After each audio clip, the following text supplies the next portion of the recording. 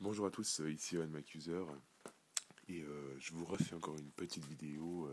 J'ai eu plein de demandes là-dessus, apparemment il n'y a pas trop eu de tuto en français sur l'application iRepos. Pas mal d'entre vous ne savent pas encore à quoi ça sert iRepos. Alors ça fait un petit moment que j'utilise, je vais vous expliquer, j'ai pas pensé à faire le tuto avant. Donc je reprends mon iPhone 4 blanc, on s'en fout un peu, hein, mais c'est juste parce que je préfère celui-ci. Et donc je vais vous faire le tuto sur celui-ci. Alors bien évidemment, je vais déjà vous l'allumer comme ça. On aura toujours Steve Jobs dans fond d'écran. Euh, donc déjà, en fait, j'ai pas l'ordinateur devant moi parce que là je suis dehors et il est 4h du matin et je suis censé dormir. Mais bon, vu que... Excuse-moi public. Vu qu'étant donné je n'arrive pas à dormir, puis que demain je ne fais rien, donc je me permets de faire quelques vidéos ce soir pour remplir un peu ma chaîne. Donc passons. Sur l'ordinateur de toute façon, pour placer en fait l'application, donc c'est ça, iRepos, comme vous la voyez ici, avec une image, avec un carton marqué Deb dessus. Donc en fait, iRepos c'est quoi? Ça veut dire qu'on va utiliser votre téléphone comme, comme hébergeur en fait si on veut. Donc on va utiliser de nouveau, on utilise le téléphone comme une espèce de serveur si on veut. On va héberger nos applications sur notre smartphone. Donc, alors, pour placer donc ça prend que du fichier Deb, ce sera que du Debian. Donc, petite astuce, hein, iPhone THQ, on a fait une vidéo là-dessus, plusieurs dont on a fait une vidéo là-dessus.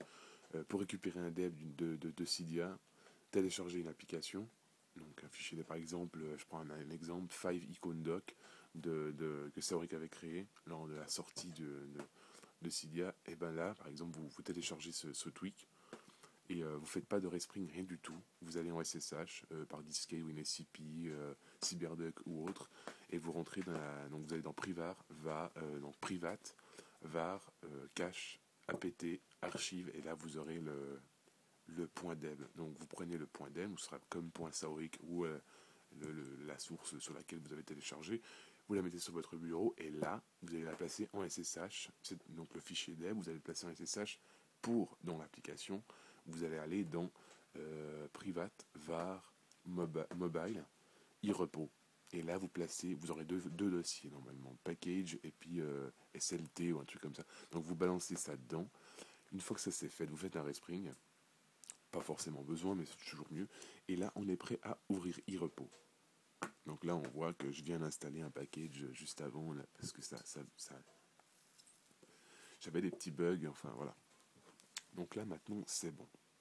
Donc ici, on a un onglet statut. Donc c'est le statut, c'est un peu la page d'accueil. On a Enable iRepos, donc repos, donc pour engager pour activer le tweet, la chose. Ici, on a l'onglet package. Donc on voit ici du com.saoric. Donc ça, j'ai mis justement 5 icon doc. Et ici, on a donc un onglet pour faire un refresh, pour faire un download. Et l'autre onglet derrière, c'est repos config. Donc là maintenant, ici, vous allez marquer donc toutes les catégories qu'il faut. Ici, en sachant que bien, par défaut, c'est port 8080. Ici, j'ai marqué, je sais pas, tuto. Allez, tuto. Tuto. Tuto. Tuto for public. Voilà. La version, on a marqué 69. C'est drôle. Codename, vous marquez STABLE, stable. Description, on a marqué tuto. Ouais, j'ai marqué tutu. On va laisser tutu, c'est rigolo. Vous faites down ici et vous faites save. Ensuite, on va revenir ici et on va faire enable repos. Donc, on va l'engager. Voilà. Donc, on voit ici serveur started management port 8080. Donc ici, on va localiser l'adresse Wi-Fi. Donc l'adresse Wi-Fi, ça veut dire que dès que vous serez connecté en Wi-Fi chez vous, en Wi-Fi, pardon, excusez-moi, et ben, les personnes qui auront votre adresse, par exemple, si je vais dans l'adresse qui est ici, le 192.168.1.40, je la masque pas, hein, je m'en fous, c'est mon adresse. Si vous allez sur cette adresse-là, vous aurez ma source, en quelque sorte. Donc, tandis que si je suis hors Wi-Fi, là, vous pourrez plus aller installer le package, donc ça va vous faire des erreurs dans Cydia. Enfin, vous expliquer comme quoi il n'a pas réussi à télécharger l'index et compagnie. Donc vous aurez des GPG error, returned error code 0 ou 2 à voir. Donc ce que vous faites, c'est help. Et ici, on a normalement, donc, ok, et on doit avoir une adresse GSM. Il faut voir quelque part, l'adresse GSM, vous l'avez automatiquement. Donc la data IP adresse, c'est l'adresse GSM. Donc si vous êtes hors Wi-Fi, vous mettez cette adresse-là. Ça veut dire que la personne pourra en tout temps télécharger vos packages. Alors bien sûr, avoir un abonnement quand même, parce que, ou un forfait Internet. Parce que si vous faites ça pour tout le monde, vous allez vous faire couiller à la fin du mois. Enfin bon, une fois que ça c'est fait, je retiens l'adresse 192.168.1.40 et je vais dans Cydia. 192.168.1.40. Ensuite, une fois que je suis dans Cydia, je vais dans Source. Donc, en bas, tout en bas, dans l'onglet Gérer, Source, Ajouter, Modifier, Ajouter. Et là, vous avez juste à marquer l'adresse de votre adresse Wi-Fi. 192.168.1.40. Oups, je regarde sur l'écran, donc c'est un peu la même. Donc 192.168.1.40. Vous n'êtes pas obligé de marquer le HTTP, mais bon, je le marque quand même. Vous faites ajouter la source. Mise à jour des sources. Mise à jour des sources. J'ai fait un peu long le speech au début, mais c'était pour bien vous expliquer la chose quand même. Donc n'oubliez pas, je le rappelle toujours, si vous le faites en data IP adresse, ayez au moins un abonnement.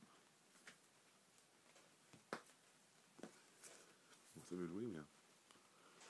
Voilà, donc maintenant ici c'est ajouté et je vois dans l'onglet en bas ici tuto. Donc si je clique sur tuto, tuto for public. Alors, bien évidemment, il n'y a rien qui s'est ajouté, je ne comprends pas pourquoi. Mais vous inquiétez pas, je pense qu'il faut juste que je fasse un respring, ce que je vais faire tout de suite.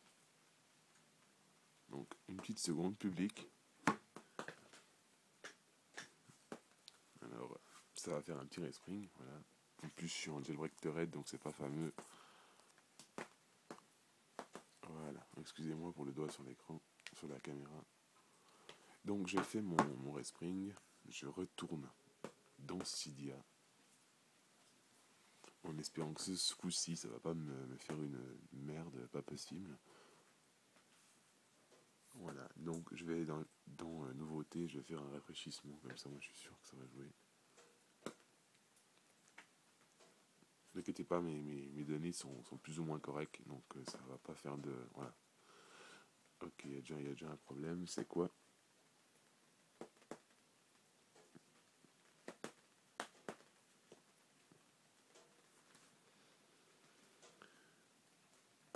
C'est bizarre. Je vais regarder juste un coup. Ah oui, bon, mais il faut l'activer. En fait, je ne l'avais pas activé. C'est juste. Il faut toujours laisser activer. Il faut toujours laisser rouler en arrière-plan. Pardon. Si vous ne laissez pas rouler en arrière-plan, ça ne va pas fonctionner. Donc c'est normal, j'ai eu des erreurs. Je me disais, c'est pas normal. Donc c'est normal. C'est parce que je n'avais pas activé le tweak. Il faut toujours mettre Enable repos. Et puis vous le laissez tourner en arrière-plan constamment. Comme ça, on pourra toujours avoir accès à votre source. Alors ceux qui veulent une source Cydia gratuite, se trouver un iPhone ou un iPod Touch inutilisable à la limite, et puis stocker vraiment que des debs dessus, puis le laisser constamment en Wi-Fi.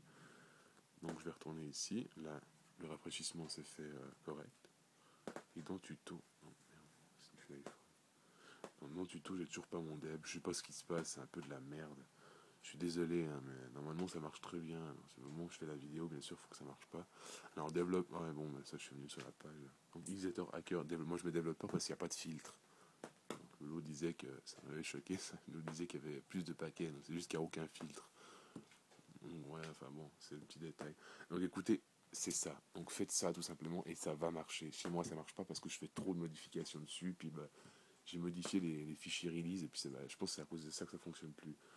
Donc en plus le serveur d'iPhone 3G System, pour ceux qui ne le savent pas, il est vraiment très très lent ces temps-ci. Donc voilà, je peux pas la réinstaller maintenant puis vous remontrer le truc. Ça fait déjà 10 minutes que je filme.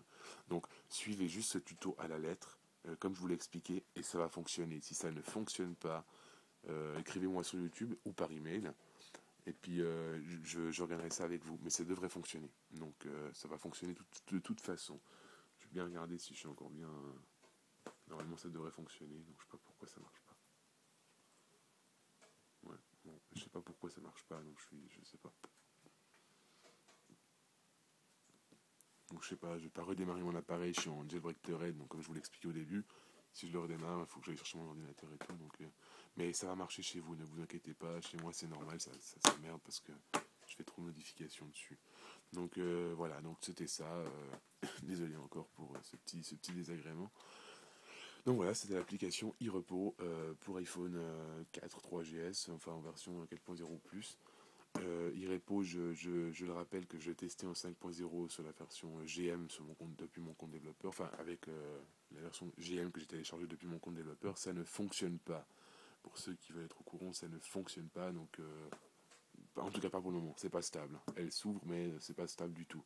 Donc elle crache à tout moment, donc c'est 4.0 plus. On parle pas de 5.0 pour le moment, à moins qu'il y ait des news. Donc voilà, c'était ça, c'était le même accuseur pour iRepos. N'oubliez pas de vous abonner à ma chaîne, à laisser des commentaires et merci encore de me suivre. Voilà. Bonne nuit.